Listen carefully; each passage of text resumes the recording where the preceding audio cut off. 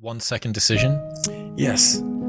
Yes. So the 1 second decision is I had to live through that 1 second decision several times during this race. So this race took me 100 and some hours. Okay. And this is what people don't get. For you to finish that race, even though I DNF'd, I still finished in the time. So there's a lot of pride in that. If you're 100 and some odd hours, let me use Hell Week. This is a perfect example. Hell Week's 130 hours. And 130 hours is a lot of seconds. A lot of fucking seconds. And if you lose, let's say you win every second but one, you lost. It only takes 1 second for you to lose the whole thing. So the 1 second decision is just that. You're in a situation where life is sucking. Let's say you're in extreme cold water and your life is flashing before your eyes. Every time that wave goes over your head, your thought process is, I gotta get the fuck out of this water. And you're in Hell Week. And you're hour one of 130 fucking hours. It's all fun and games, okay? Because at the beginning of Hell Week, the guns are going off. It's like a pep rally. So you're fucking hyped up. And your boys are linked arms and you're getting sprayed. It's like a fucking pep rally. The instructors are yelling at you, bombs are going off, concussion grenades, blanks from N60s. Yeah, hoo-yah, fuck yeah, yeah, motherfucker, yeah. But then what they do is they shut that shit off. They shut it off. All that hoo-yah, all that hype, it gets real quiet. And they march you out to that surf zone for something called surf torture.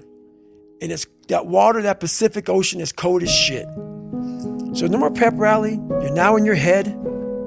You're linked arms with, your brothers beside you. You don't know if they're gonna be there long or not. You don't care. You think about yourself. You lay back and that first wave hits you. Your mind goes straight from hour 2 all the way to hour 130. You can't process 5 days of this shit. You're now in a fuck you, like I gotta get out of here. You're in fight or flight. It's cold, I can't be cold this long. And then this is where that 1 second decision comes in. You forgot every reason why you wanted to be there. You don't care about SEALs. You don't care about any of this shit. You don't care about fighting for your country. You don't care about that gaudy gold trident that they put on your chest. You don't care about any of that shit no more. All you want to do is go back home. You want the warmth. You may want something to eat. You want your girl to hold you. All those things of comfort are there in that 1 second. And this is where people lose. So what I do in that 1 second, because we all think about quitting when shit's hard. But what you have to do in that 1 second is hard to process information during pain. Because that pain takes over and you can't think rationally. You're thinking about fight or flight, save yourself. That's not a rational thought. It's not a thought that's going to get you through hard times. Most people fail that 1 second. So what happens, what I do in that 1 second, and there's a bigger process to all this, but in that 1 second, I physically stayed in that water. Because if I get out of the water, I quit. So I physically stay in the water, but mentally, I'm on the fucking beach with the fucking instructors. And the instructors, it's cold outside, so they got these parkas on. They got their cup of fucking Joe, and they're warm because they've already been through it.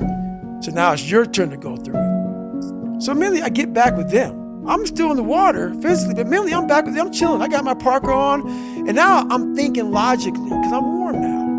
Mentally, I'm warm. I've taken that 1 second. Let's not quit yet, Goggins. Let's fucking think about your options. Where are you going to end up if you quit this shit? Where are you going to go? What are you going to say to yourself? Because you know you're going to get warm. The second you get out of this water, you're going to take a shower and you're going to be warm. And in 5 days, you could be out. So I start thinking logically. I calm my brain down because your brain just wants to get the fuck out. Ring the bell, put your helmet down, get warm, and then you're really fucked. And these are the things you have to think about in the 1 second decision. So that's what that's all about. It's about gaining control of your mind, putting things back in the proper perspective, and then saying, I really do want to be here. And I'm going to have a bunch of these 1 seconds through this 130-hour journey. And I have to learn to control these, because if I fail one of these 1 seconds, I will not be a SEAL. I will not be a doctor. I will not be a lawyer. I will not be whatever the fuck it is. So that's how important that 1 second decision is. It's all about your mind takes control of you. You have to say, fuck you, I run this motherfucker. And that's what that's all about. Putting yourself forward to see what are the consequences of failing, what are the consequences of stopping, is about as powerful of a motivation strategy as I can think of, you know? Because what you're doing is you're trying to optimize right now to stop the discomfort. That's right. But what you're going to pay for that in is shame and guilt and regret long term. That's right. So what you need to be able to do is bundle all of that up that is as yet unfelt, but will last for way, way, way longer. You know, the future is much longer than now. That's right. The future is going to extend out up until the day that you die, and the now is just for now. And even 130 hours is just 130 hours. That's right. And you get to look back, and do you look back with pride and glory, or do you look back with shame and guilt? That's it. That's the 1 second. You just summarized it right there. And most people fail those 1 seconds. And then that 1 second leads to 20 years, 30 years, 40 years of fuck. I have people who have been through training with me, Ranger School, SEAL training, Air Force training, and I get calls from them today, and they have great lives. And all they talk about is how they failed in that one moment. And they can't even enjoy their life now because they're now warm. They're now warm. There's no more suffering. There's no more suffering for me either. And we're in the same boat now. But you're suffering. So we're not suffering, but you're thinking about what you could have been. I am exactly what I should have been. And that's where people start to lose it. Because now I realize that in that 1 second. I go through all that. I know how it's going to feel because I failed so many times before. Failure is the ultimate thing, man. I failed so many times before. That's why I don't look at failure anymore as failure. I look at it as my first, second, and third attempt.